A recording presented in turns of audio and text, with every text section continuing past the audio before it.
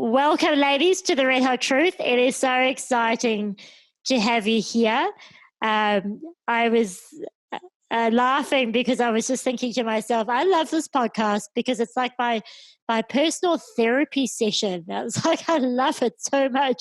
Every time I think there's something missing in my life, what should I do? I'll just interview someone about that. So that's awesome. So welcome. We come from 2 countries today, so we hope that the internet will hold up. But first of all, before I kick off, how about you just say hi and introduce yourself and where you're from? And Nick, why don't you go first? Hi, I'm Anick, and I'm living in Switzerland. I'm working as a national account manager and supporting our companies in coffee solutions, snack solutions. And I have this wonderful friendship with my soul sister, Franziska, who lives in Sydney. Awesome. Thank you, Francesca. What about you?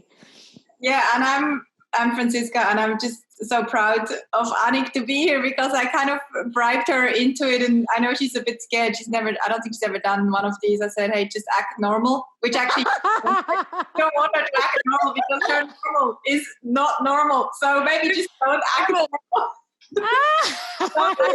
Okay, just act like a person. I love that. I'll try. Yeah.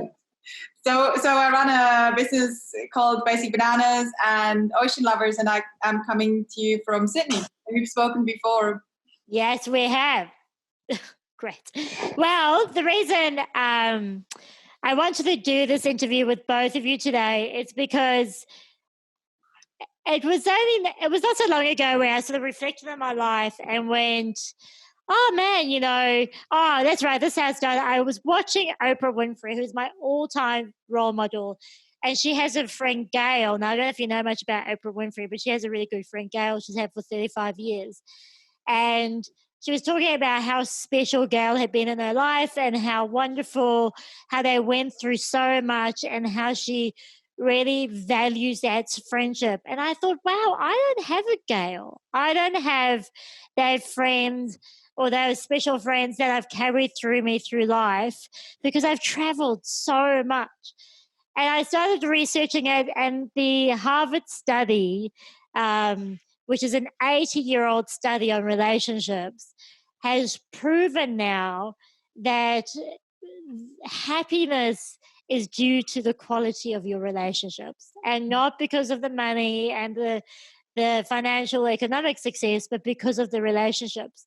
And I was looking around me and I was looking to observe who still has really close friendships, who can I copy and mimic. And I can honestly tell you that I didn't find many people around me. And even when I put the call out for friends, I got no response. I got a lot of relationship coaches contacting me, but I'm like, no, I want to meet 2 friends who have been friends for a long time, and I want to hear their story. And so this is how it came about, because I know that loneliness at the moment is really an epidemic, and there's so many people lonely out there. So I just want to share your story and your awesomeness so that they can learn from you, like myself, and that we can then start developing amazing friendships, because everyone tells you that friendships are important, but no one tells you how to do them, right, or how to build them. So to start off, tell us, where did you girls meet? So maybe Anick can share that. And I quickly want to add that I totally agree on that. I agree that relationships and friendships are, for me, I always say friendships are the spice of life. They are what make life everything. They're everything. They really are. And it is those sisterhoods also. I'm very fortunate, to have known Anick for almost 30 years now. I mean, I do think they're really, really, really important, these relationships. So maybe, Anick, do you want to share how we met? It's very young. I'm actually really trying to remember if the first time was at the horsey farm or if it was in school. Yes. Because I think it might be at the hacienda. I think it might be the first time we've met was riding horses when we were maybe 11, 12 years old. Yes. It was agree? And went to the same school. So it must have been, you're so right. Because I think we sort of met, but we didn't really completely meet, but we sort of saw each other at the same horsey farm. Right? Yeah, that's what I think. So that that was almost 30 years ago. Wow, it's Oh my amazing. God. 30 And then, years. yeah, and then Yeah, we're almost that old. We're 38 this year, so that was like 27 years ago or something. Amazing. And so how did the friendship develop? Did you just develop it through school? Were your friends right through school? Did you go to the same school together? Yeah. we went to the same school, and I think we became friends while we were at school, although we were pretty different. They're looking at each other. I mean, this will be a podcast, but it's so funny how they're both looking at each other at that comment. How were you both different? Well, okay, so from my nerdy perspective, we were in the same class for 5 years in the same class, and Anick was the naughty girl. She was always in the naughty corner and talking to everyone and too loud, and I was the teacher's pet basically. So that was the key difference. But for some reason we had naughty girl and the teacher's pet somehow became best friends very early on. That's almost like the yin and the yang, really. Right. And I love that. And so it's quite easy to be friends at school, I would imagine, because you see each other every day and you're doing stuff together. So when you left school, how did you then maintain that friendship? Because I find that often when people leave school and they go and do their own thing, how did you guys then maintain that friendship after school? I can add my thoughts, maybe, and Anick, you can think a little bit more on this point, and you might have some other ones. I think, you mentioned the point before, Petra, about that you traveled so much. And that was the same actually for me. And also Anick, actually, we both traveled a lot. And it was cool because I think when we left school, there were 4 of us that were sort of this sisterhood, and we're still the same 4 that are the sisterhood. There's Anick, myself, Daniela, who is still in Switzerland, and Corinne, who is in Alaska now. And I think it was almost like an expectation that we will always have this. I think it was almost like we knew that we were always going to be family. It's not even a question. It's not even, are you going to try or are you not going to try? It's like, of course you're my family. I mean, of course you're going to make an effort. So I remember when I started traveling and living in, I remember in my early 20s, I went to South Africa to live there, and the response normally from the girls was like, all right, we're coming.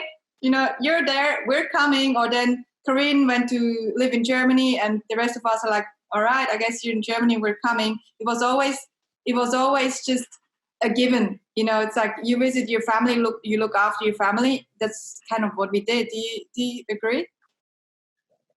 I actually was thinking exactly the same, because I remember when you left to go to Costa Rica for a year, and right now I remember those tapes, like we still used to record tapes and maybe here and send tapes to each other. And that wasn't a question of how we gonna keep on going in this friendship. It was just there. It's like, yeah, as you said, like that wasn't a question. It was just the most natural thing to do.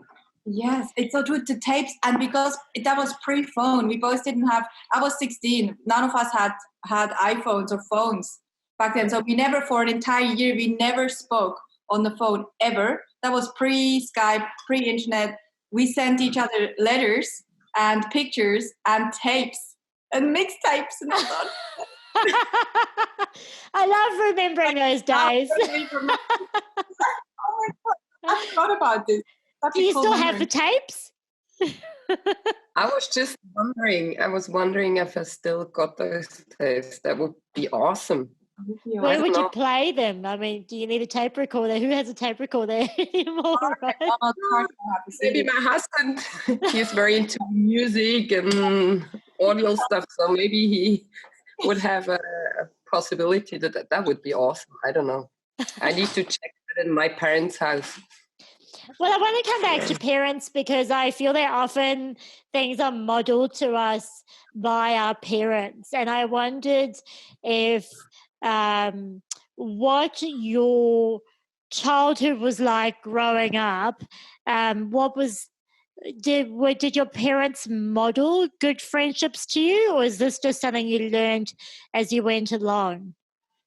Well, I don't think they had a really close friendship, but I know while we were in school together, like me and Corinne, remember that once a week we would come to your place, Franziska, and then your mom would cook for all of us, because I had a pretty long way to drive home by bicycle.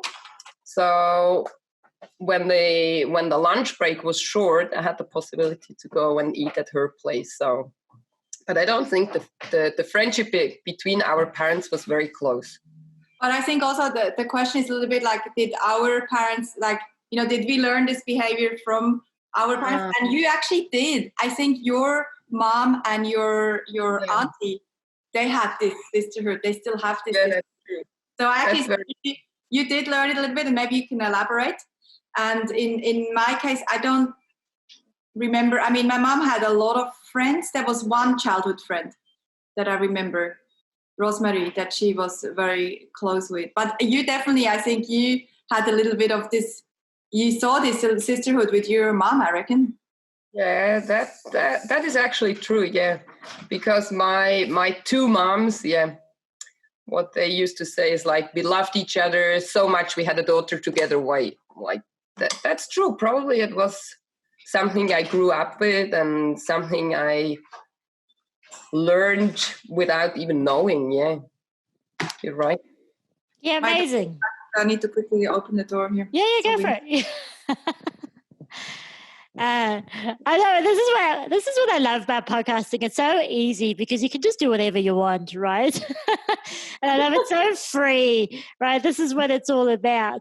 So of course, friendships are not always sunshine and roses. Was there ever a time between the two of you where things weren't going that great, and how did you deal with that? And the reason I ask that question is because it's twofold. And it was funny because I was speaking to my Czech friend about this. I grew up in a household where if there was a disagreement, my mother would cut people off. It was this like, one time and you're out. And I was laughing because my Czech friend said the same it was with her parents as well. Like that was what the go was. If someone disagreed with you, that was it.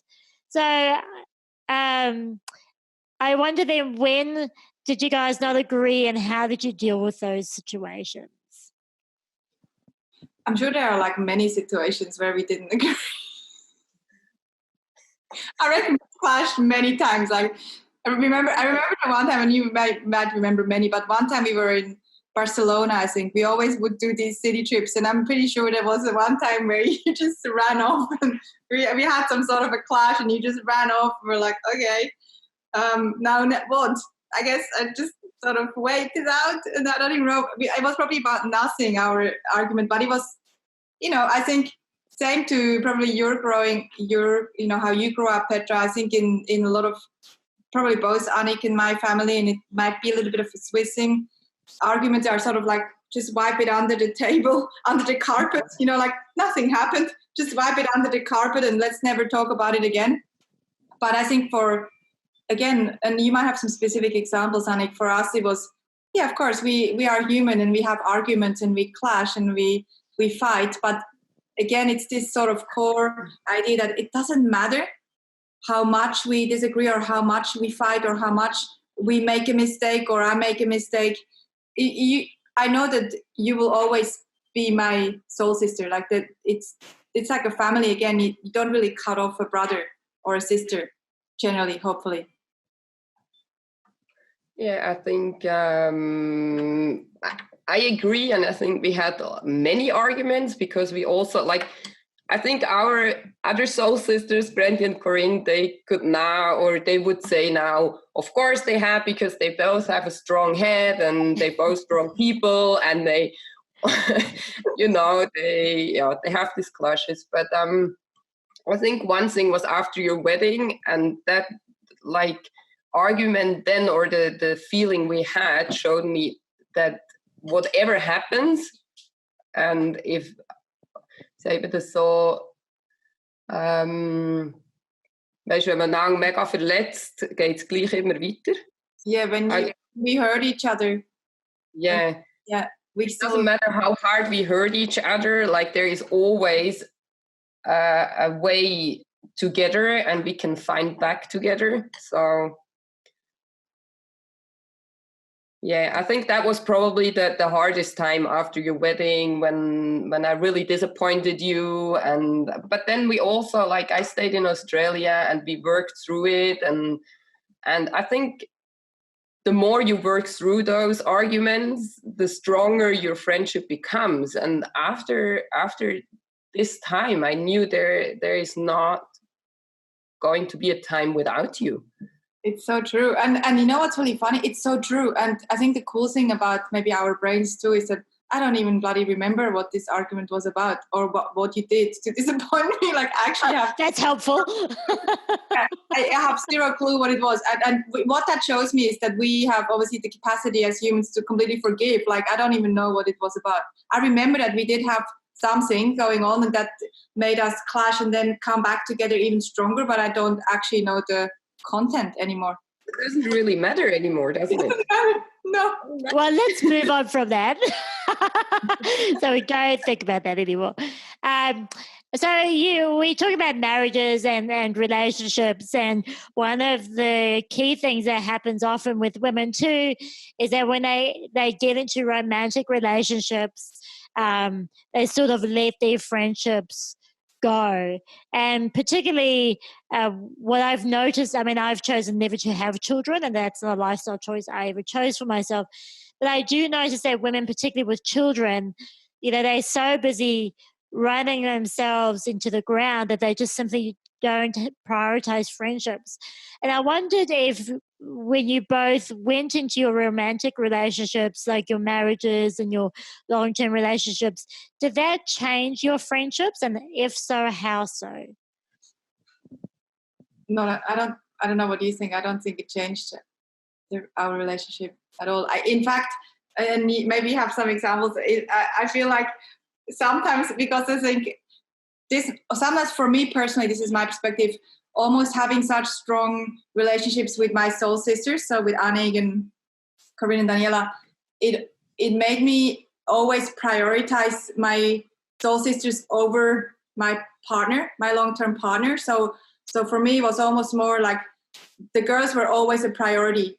And then the relationship that I was in was secondary, which is not, super helpful for that relationship. It sort of worked, but I realized later that I also have to make my main relationship a priority. But it was definitely for me for a very long time, until even almost a few years ago, the girls were always my number one priority. If I had a choice between, I can spend the weekend with the girls going nuts in Amsterdam, or I go away with my boyfriend, and this was always in my younger ages, I would always choose a trip with the girls, which I think, is not the recipe. And I also know that, I think Anick and I, we are so similar in how we see life too. We have a few episodes where I would meet someone in the bar in Barcelona, and then I would go, maybe hook up with someone. I'm like, do you want to, I'm kind of done. Do you want to meet in the bathroom? I need to go to the bathroom. This guy is really hot, hot Spanish guy. I need a break. Do you want to sort of just take over? And then I go away for 5 minutes and come back, and hilarious.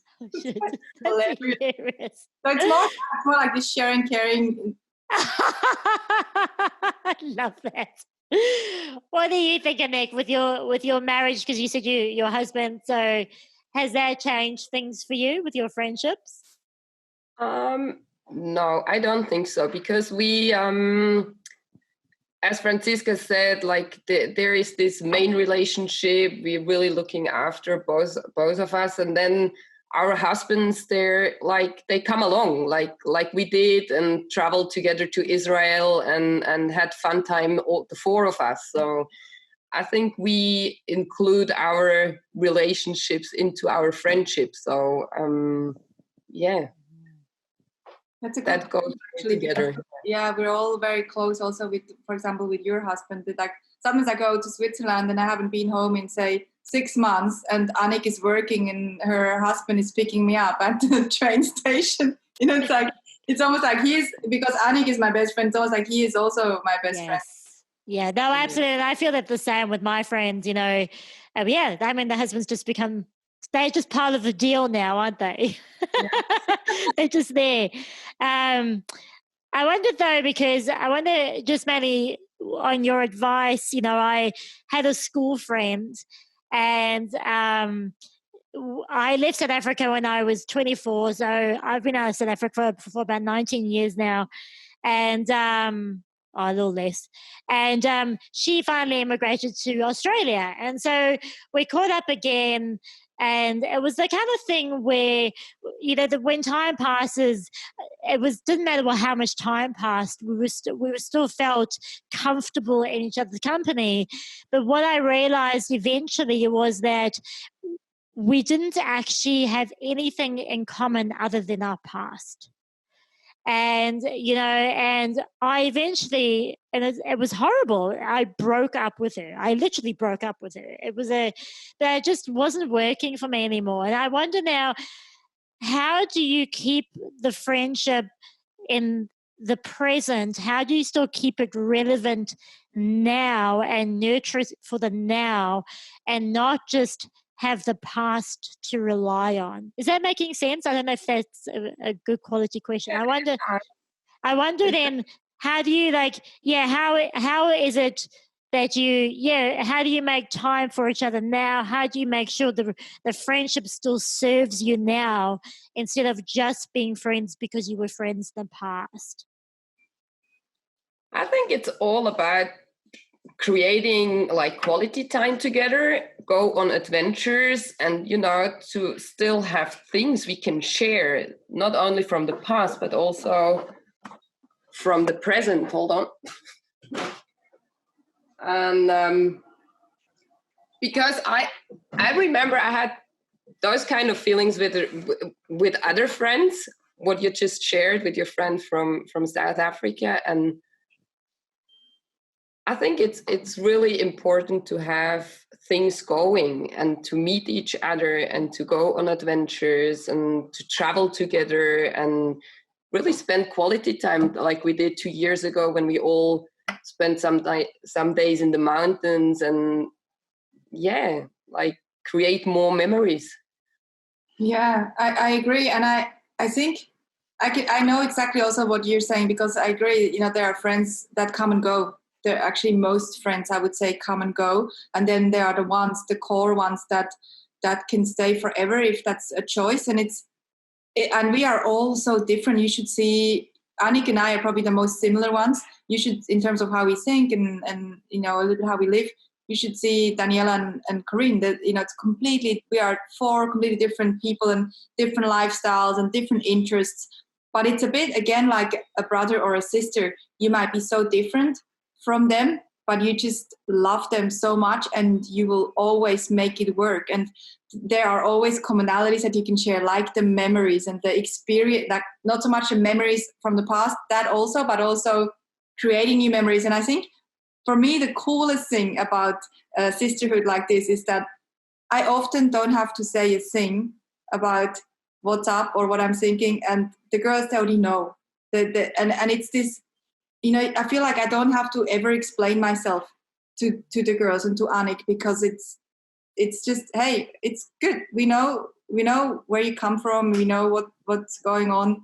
It's all good. And, you know, often when something big happens, often Anick is the first person that will find out before anyone else, before my mom, before my brother, before anyone else. And it's because I know that she'll just get it, even if it's a crazy news. I know that she'll go, okay. I love that. That's so beautiful. And I just wondered now, and you did touch on this a little bit, but you now all live in different places, in different countries. how then do you make time for each other, maybe on a weekly basis? And then also, you did mention going on holidays and experiences together, but how do you still make time for each other now, even though that you're living in different countries? Do you want to have a go? I don't know. I think it's super spontaneous. It's not even planned. It's not planned. And sometimes we don't talk for maybe 2 months.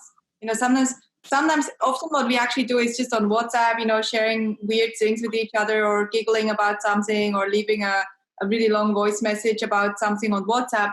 But it's very spontaneous. It's not like a regular, hey, let's talk once a month. We haven't spoken sometimes for 3 months. Not one beep. Or sometimes we haven't seen each other for an entire year because I was here and Anick was in Switzerland. And then when we see each other, it's like, feels like I saw you yesterday. Yeah. So it's not actually trying. It's just sort of flow, and just when it happens, it happens. Sometimes life gets busy, or Anick has a million things with her horses and dogs and husband and music and partying and living life. Living life and running businesses, and it's like, okay, we haven't spoken in a few months, and it's never a challenge. It's just, I think it's quite spontaneous, right? Yeah, it definitely is spontaneous. I mean, like the two of us, I think if we can make it work, I think traveling and do a road trip together is one of our precious things we have together. But that doesn't happen on a regular basis, doesn't it? It's like we try to make it work, and if it works out, it's good. If it doesn't, it's good. Yeah, we sort of try to do that at least once a year usually when I go home. We were laughing the other day. I mean, we've known each other, the four of us, for 27 or so years, and it took the pandemic for the four of us to get together on a Zoom like this, because we were meant to all meet. Actually, right now we were meant to meet. I think tomorrow. Yeah. No, right now we were meant to. No. Yes, right now. Yes, it's your day. The four of us and families were meant to be in the mountains. Yeah, I think it's pretty much right. Thursday. It's actually the 10th of June. Thursday. You need to. Thursday. It's on Thursday. It's Karina's birthday, Anick. You need to call her or send her a message or something. You didn't forget, did you? It's her birthday today. So I love that. so we, for the first time, then we got sad because we couldn't all catch up because we can't travel. And then we said, hey, let's all get on a Zoom. Time zones are so wacko. So for me, it's 5:30 in the morning. For Anick and Daniela, it's 9:30 at night. And for Karine, it's sort of in the afternoon. So we have done that twice already now. That's 2 more times than in 27 years. Amazing. Isn't that amazing? I wonder then if you have ever sat together and spoken to each other about what friendship means to you. Because what happened was that I sort of sat down at one day and I went, well, I've got all these people around me, but what's true friendship to me? And that's why I broke up with my other friend, because I realized my expectation of friendship was not, and I articulated what I wanted out of friendship. I'm like, this is what I want out of a friendship. And I shared that with her. And she said to me, well, that's just not, I can't do that. That's not what I want to do. And I said, that's fine. Then this is not going to work. Was there ever a time where you both, or the four of you sort of sat together and said, this is what I need from a friendship? I don't think so. Do you remember a time? I might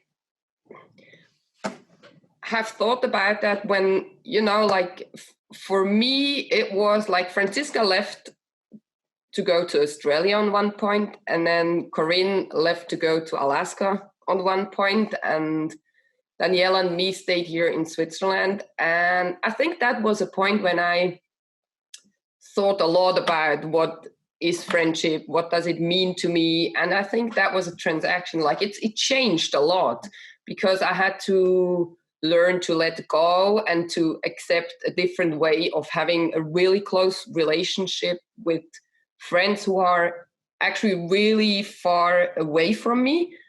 But then when you open up your heart and you learn to love and feel with your heart, then the friendship surrounds you all the time.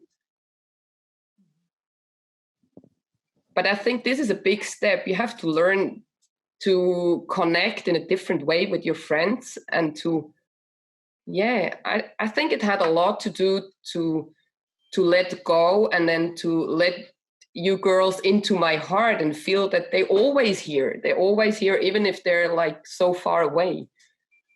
Yeah, and I don't think we ever spoke about it, but I don't think we ever had a chat together to say, hey, this is what a friendship is. It's sort of more sometimes maybe a chat of, hey, this is not how we talk to each other, or, we might have had these sort of things, but it was never I think it was almost like more intuitive. And I definitely learned from you a lot, Anick, as we live so far away. Like, you kept sharing in our conversations and on the WhatsApp how we're always connected.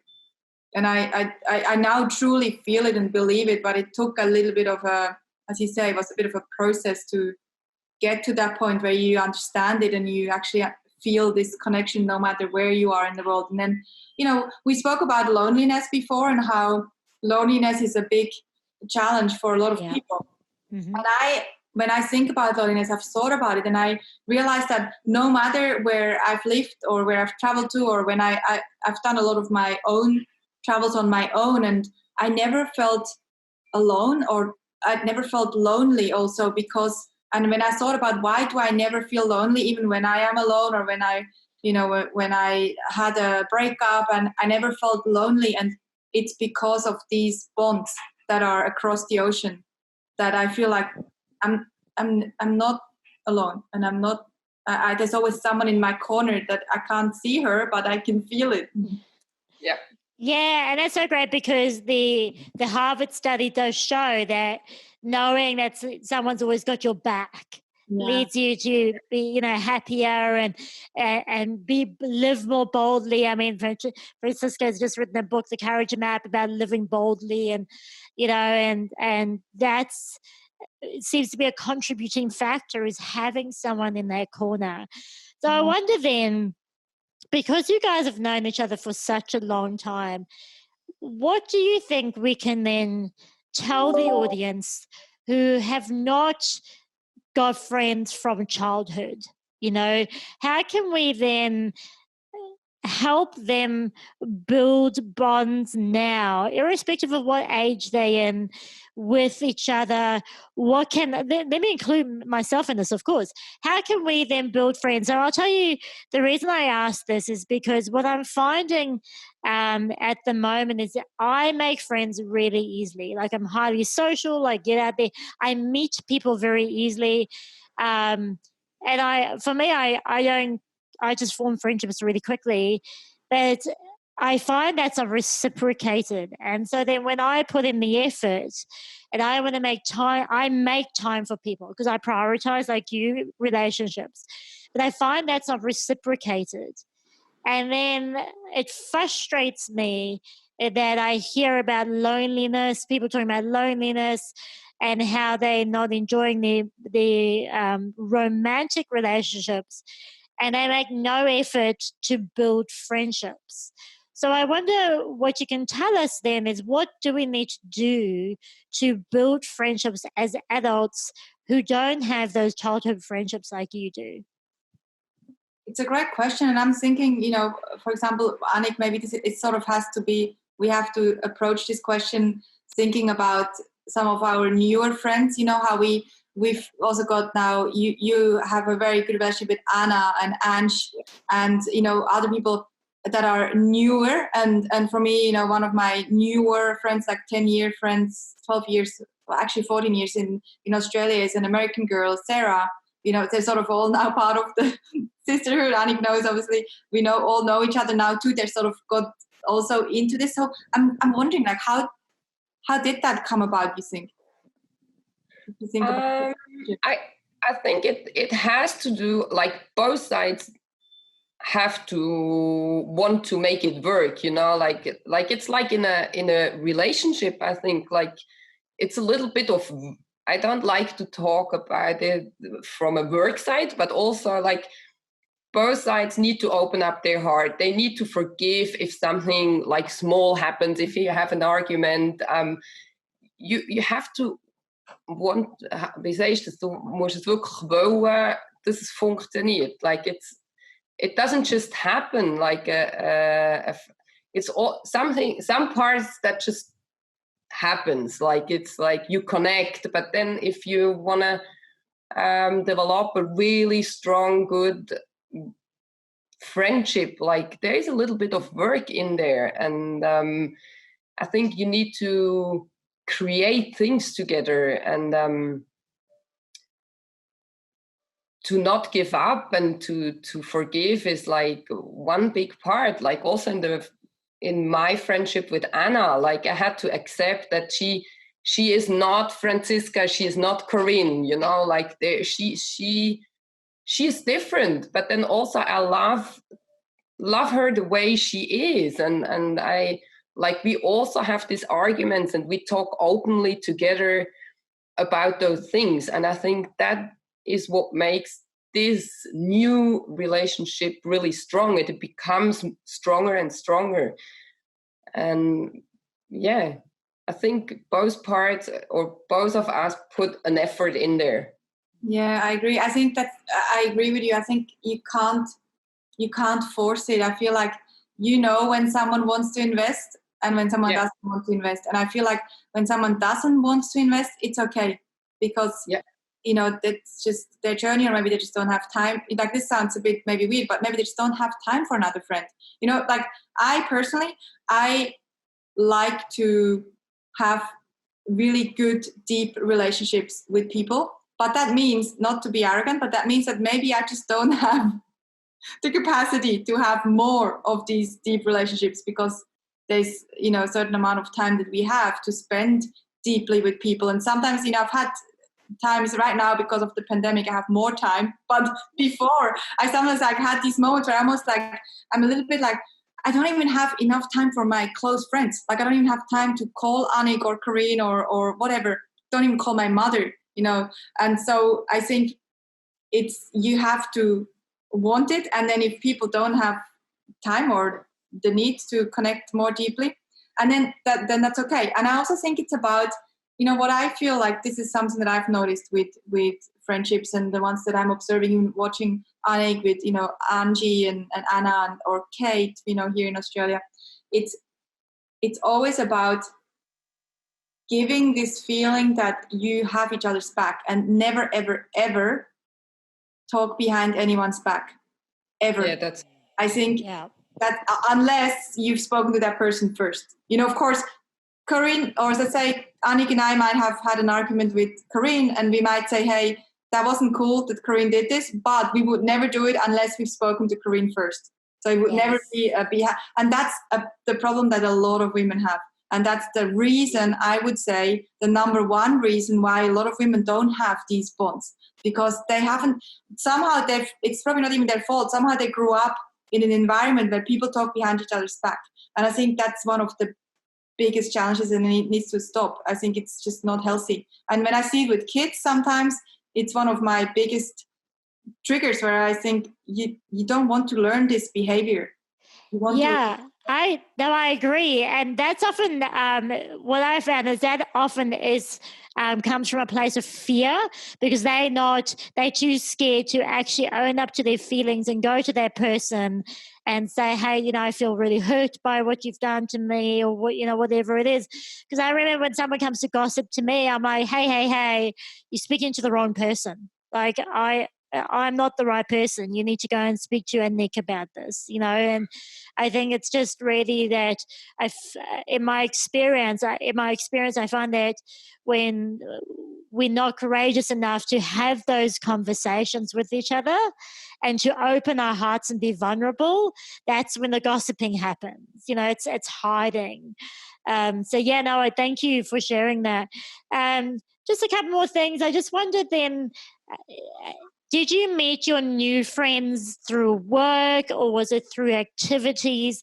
Because I know another big thing that comes up a lot is I don't know where to meet new people. And that often comes up, when it's this same old Groundhog Day, I would go to the same job. I see this, it's the same routine. So I wonder where you can recommend we meet new people to form friendships. Yeah, I can tell you where I met mine, and maybe you obviously you remember where you met the older girls. So Sarah, for example, I met through my ex-husband. This was 14 years ago. We all went out together because my ex-husband was friends with her husband, and we're all still friends now. Kate, I met because she crashed a beach party that I had here in Australia.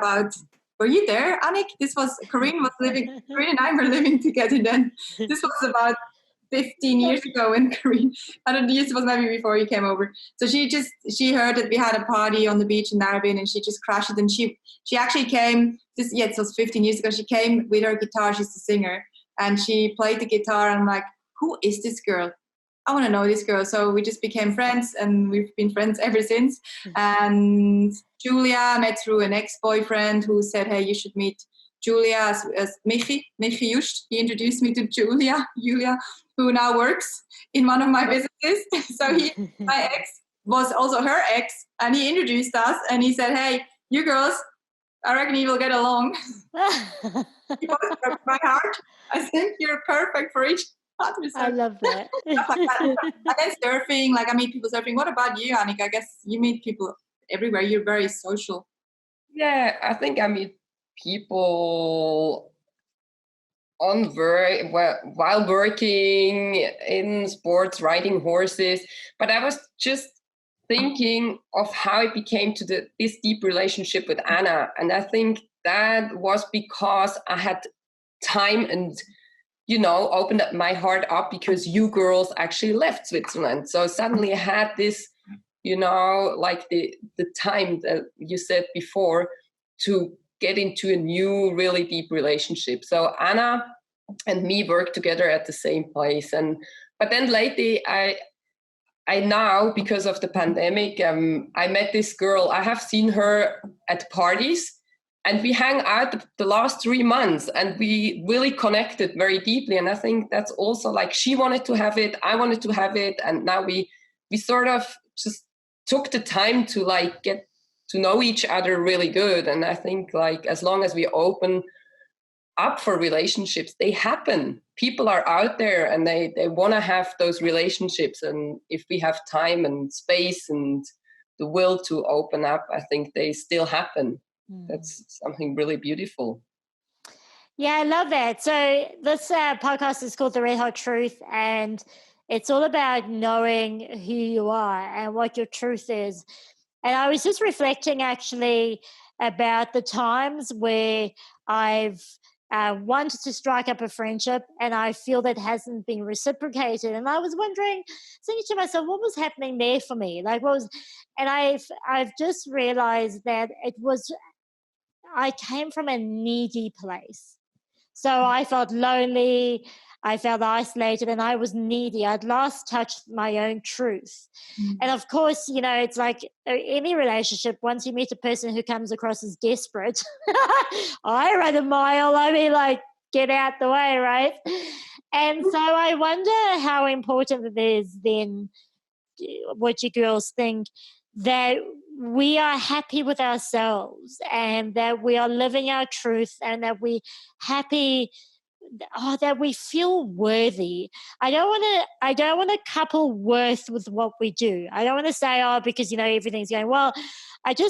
How important do you think it is to a friendship, either a longer term friendship or a new friendship, that we come to that relationship as a whole person who values themselves, who thinks they are worthy? Because this, as I'm sure so many women out there feel they're not worthy and they lack the confidence.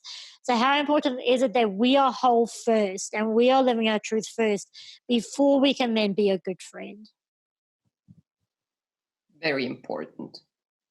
I think this is probably the most important part for a relationship, for a friendship, to really know who you are and to be happy with yourself and what you are and what you are able to give.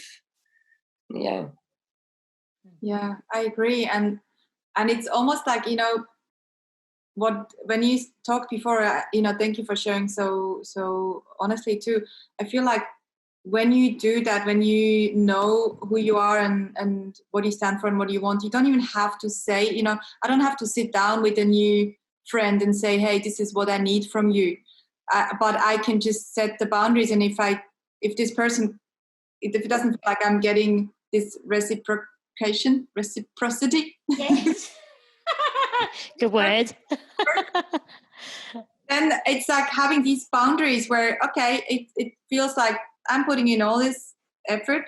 It's just, it's sort of having boundaries where, okay, I'm stepping away from this partnership, relationship, friendship, whatever it is, because I feel like it's not satisfying my need. And it's, for me, unless if it was already a really deep relationship that I don't want to give up, maybe then I would have the conversation, say, hey, Anick, look, I feel like our friendship, it's at the moment, I feel like a little bit neglected, or I feel misunderstood, or whatever it is, I would bring it up. With a new friend, I would just walk away. And I'm not saying this is the right thing to do, but if it's either working or it's not. It's a little bit like dating for me. I have the same opinion about dating or having a romantic relationship. I think in the beginning, if it's not working in the beginning without all the blah blah and setting rules and you need this and I need this, if it doesn't work at least for 6 months really well, for me, it's a sign that this is not going to work. Of course, later on, after 10 years and whatever, I was married for 10 years, you need to put in that effort. After maybe even after a year, but in the beginning, I feel it's the same way for friendships. It's either working and it's epic, or it's not. And that is an opinion. I'm not saying that this is what everybody should be doing, but it's how I see relationships. Yeah, I love that, because it sounds to me like you have a very clear, that shows me that you live in your truth, and you're very clear about your truth around friendships. And I feel that that's one thing that really needs to be, that's really important for us, is that we know what friendship is for us, and how, as you said, Anick, how we show up and what we can bring. And I agree with you. This is the one thing we never taught, and even with romantic relationships, we never taught that they require work. Of course, in the beginning, they are wonderful, and they're so wonderful. But any relationship requires work, and it gets messy, and it's just that messiness that's just part of the relationship. But yet, none of us are ever taught that, and I feel that friendships are almost like relationships to the happily ever after. Get married and then it's happily ever after. But what comes after the happily ever after? And so it's been so wonderful to speak to both of you and to see you both have such love for each other. I can just see the love. It's so beautiful. And what I also hear is, it's just a sisterhood. It's you want to spend time together. It's not an effort because you want to do it. It's just, why wouldn't you? Because you love each other so much. And so no matter where you are in the world or how long you're apart, you are always together. And what I also really hear, and I think this was shown in the study, is because you have that sisterhood, you feel confident and secure and alive. And that just is such a beautiful thing, and such a thing that so many women are striving for. So if you are listening to this and you are thinking, well, should I make the effort to make some friendships? I recommend it, because you'll see by this video how much these two girls love each other. And it's just such an amazing experience to see that, because I don't see it often. And that's because they're probably having fun together without me. So please, guys, just make the effort, build those friendships, because they are really what adds spice to life. And I'd like to actually add one more secret. Yes, I was just going to say, do you have anything to add? That Anick doesn't even know this, but I wrote my eulogy. A eulogy, I need to quickly tell what Anick is, because in Swiss it's a different word. A eulogy ist so ein Ding, weißt du, wenn du stirbst, dann tut so einer etwas lesen, wenn du tot bist an deiner Beerdigung. Wie sagt man das? So eine Sprache. It's called eulogy in English. Anyway, so I wrote my eulogy, and I wrote it as if Anick was speaking it. So I basically wrote my speech for when I'm dead. I wrote it in for you, Anick, so that you have That's hilarious. because I wanted to, because I asked that when I die, who is the person that, if you're still here, is going to read this? It's probably going to be maybe Anick. And so I also, the reason why I wrote it, not because I'm going to die, the reason I wrote it is because I wanted to know how do I want to be remembered. And so I wrote it as if Anick was saying, I asked her, what would Anick say and what would I want her to say about my life? Well, this is funny, Anick, because when I interviewed Franziska about her book, The Courage Map, we were talking about this eulogy. And she goes, yes, I wrote this eulogy that my friend Anick is supposed to read, but I haven't even told her yet. Well, now she's told you. So, when she dies, she's got something she wants you to read. Did you want to add anything, Anick, for the audience on friendships? That was actually very touching. What she said now, like, it just, like, it means the world to me. So, like, get out there, people, make new friendships and work on it if it's necessary. So, yeah. Yeah, thanks, Matt. And also what I just remembered, what I also heard you say is it doesn't have to be so many friends, but to have a wonderful, deep relationship, just one or two or three or four people, once again, that life is not social media where you have 5,000 friends, right? Having wonderful, deep relationships doesn't have to be that many. So thank you both so much for your time today and for sharing your love with us. I mean, I feel so loved, and I just am so privileged and appreciative of you sharing that with us. So thank you so much. Our pleasure. Thanks for having us. Ciao.